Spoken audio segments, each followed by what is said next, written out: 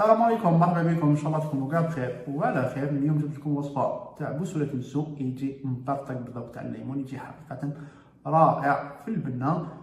كذلك راح نعطيكم السر تاع التسكر تاعو اللي راح يخليه يبقى دائما طري، يقعد لاطول مده ممكنه، ما يبس ما يتكسر، يبقى هكذاك. تقدروا تحتفظوا به لمده 20 يوم حتى لشهر، يبقى لكم هكذاك جديد. ما عليكم غير تتبعوا الخطوات اللي راح نعطيهم لكم. نروحوا نديروهم مع بعض. واش نحتاجو في الوصفه تاعنا؟ نحتاجو اكيد الفارينه. عندي هنايا مغرف صغيره تاع لافاني، عندي هنايا زاز تاع حبه تاع قارص تكون كبيره. اذا كانت الحبه تاع القارص تاعكم صغيره تقدروا ديروا زاز تاع 2 حبات تاع قارص. عصير تاع نص حبه تاع قارص، دائما الحبه تاع القارص الكبيره. اذا كانت صغيره ديروا الحبه كامله عصروها. عندي هنايا 250 غرام تاع مارغرين تكون طريه. عندي كاس ناقص صباع تاع سكر كلاص فيه 100 غرام، كاس ناقص صباع تاع مايزينا فيه 80 غرام، نص كاس تاع دجاج محمص فيه 50 غرام.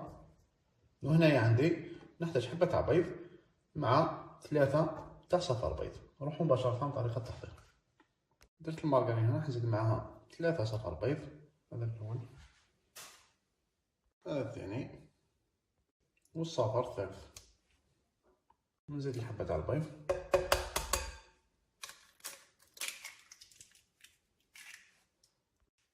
نزيد سكر كلاص، عصير الليمون، الزست تاع القارص، ونزيد لافاني. وراح نخلط كلش مليح بالباطير ولا بالفول، المهم خلطوهم مليح مليح.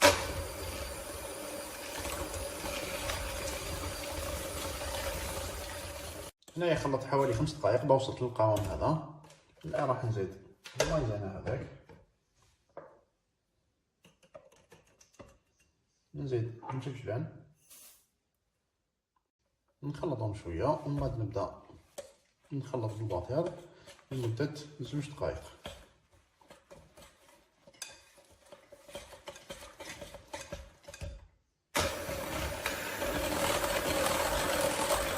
الان كملت بالباطير.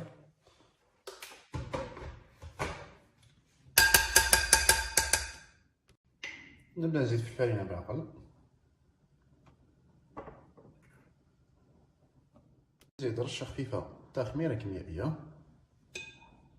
وراح نلايم العجينه تاعي ونبقى نزيد في الفرينه غير بالعقل ونلايم حتى تبدا عندي عجينه طريه. وخلوها طريه بزاف بالكم تيبسوها. هذه هي العجينه اللي حصلت عليها. هنا غير تشوفوا العجينه تاعكم تليمت وما بداتش تلصق في اليد، حبسوا الفرينه، ردوا بالكم فقط تيبس لكم العجينه، ومن بعد راح تعذبكم في الخدمه. وهنا ديت كميه قيس ما نخدم في البدايه، والعجينه اللي بقات غلبتها في فيلم اليمونتير ولا ديروها في كيس بلاستيكي يكون نقي، ودائما نحو بشويه قيس ما تخدموا، والباقيه غلفوها باش ما تنشفلكمش. وراح نشكل هذه حبوش.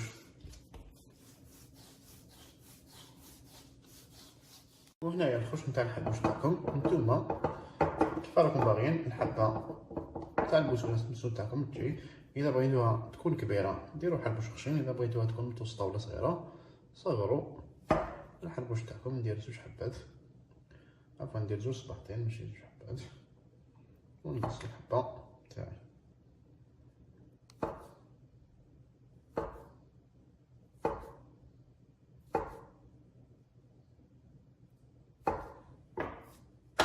ونسويها شويه.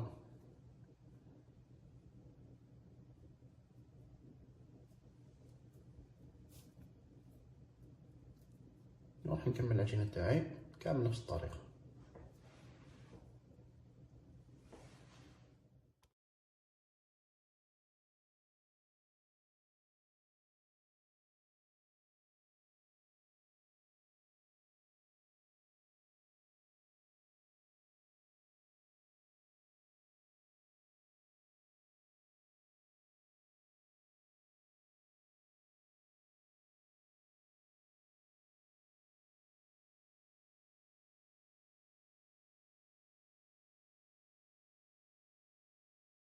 بعد ما كملت عمرت السنيوه الاولى راح ندخلها للفرن اللي كنت سخنته قبل على 180 درجه.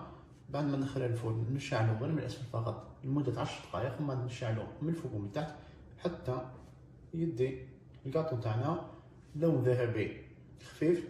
ومن بعد ما نخرجو من الفرن نخليه يبرد تماما لمده ساعه على الاقل حتى لساعتين، ومن بعد نرمدوه مع بعض. وبالنسبه للسر اللي راح نغطسو فيه الحلوى تاعنا نهار اليوم، واش نحتاج فيه؟ هنايا عندي كاس ونص تاع ماء مع نص كاس تاع عصير الليمون مع كاس تاع السكر. ندير كاع المكونات تاعي مع بعض، كاس ونص تاع ماء، كاس تاع السكر، ونزيد معاهم نص كاس تاع عصير الليمون، ونخلط مليح حتى يذوب السكر تاعنا. والسر هذا اللي راح نرمدو به، نستعملو باه نرمدو بوصلة المسو تاعنا، مراحش نطيبوه.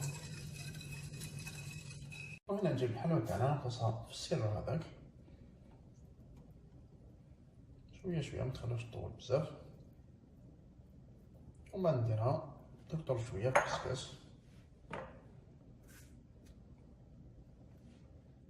درت السفيلاص تاعي في ساشي كود جديد، ساشي نقي، ونقلب الكاس هذا فنخلط شويه ونديرهم في السفيلاص.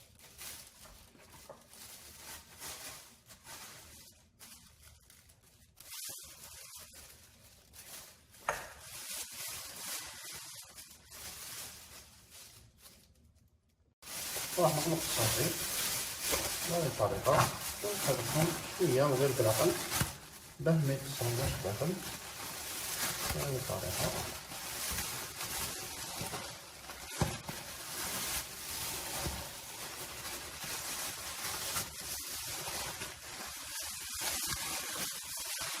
ومن بعد نغلق الصافي ونخليهم حوالي 5 دقائق في السكر هذاك، بعد نولو ليه.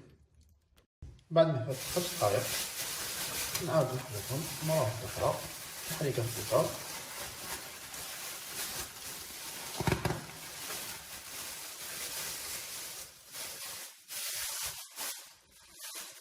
وندير الحبة تاعي نحيلها كاع هذاك السكر الزايد غير بصباحتية بهذا الشكل.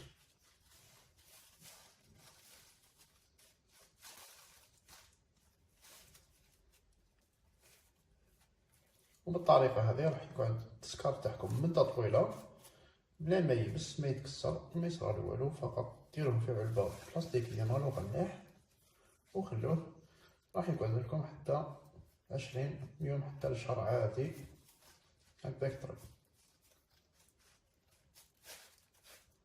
نحي قاع السكر الزايد،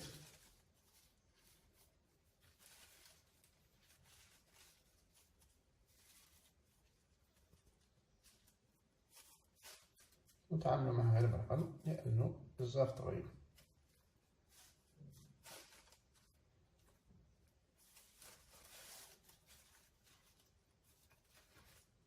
بهذه الطريقة نكمل كاع الكاطو تاعي بنفس الطريقة، ومن بعد نشوفوه مع بعض وقت التقديم. ما كملتهم درتهم في الكيسات، نزيد نرشهم رشة خفيفة بالسيكل كلاص بالصفاية من فوق هكذا، ويكون بوصلة المسو تاعنا واجد.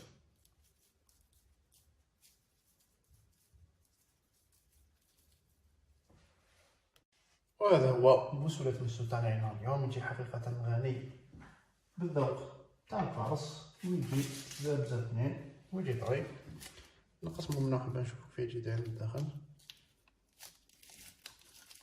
بديك الطريقة اللي قلتها لكم. يبقى التسكر تاعو دايما طري، ما عليكم فقط غير ديروه في علبة بلاستيكية وتغلقوا عليه. بالنسبة للسفيلاص هذاك اللي سكرت به الكاطو تاعنا نهار اليوم اللي كان في الساشي، نعاود نصفيه فقط وندزو ونعاود نسكر به كاطو واحد اخر، ولا نعاود نخدم به كاطو واحد اخر. ما تخدموش فيه فقط غير الكلاصاج تاع الكلاصاج كيما كلاصاج تاع العرايش ولا حاجه، ما ديروش به كلاصاج فقط، تقدروا تخدموا به اي كاطو واحد اخر عادي ما راحش ينقص. نتمنى تكون عجبتكم الوصفه تاع اليوم، اذا عجبتكم انكم ديروا جيم وتبارطاجوا الفيديو. الى اللقاء في الوصفه القادمه ان شاء الله. السلام عليكم ورحمه الله وبركاته.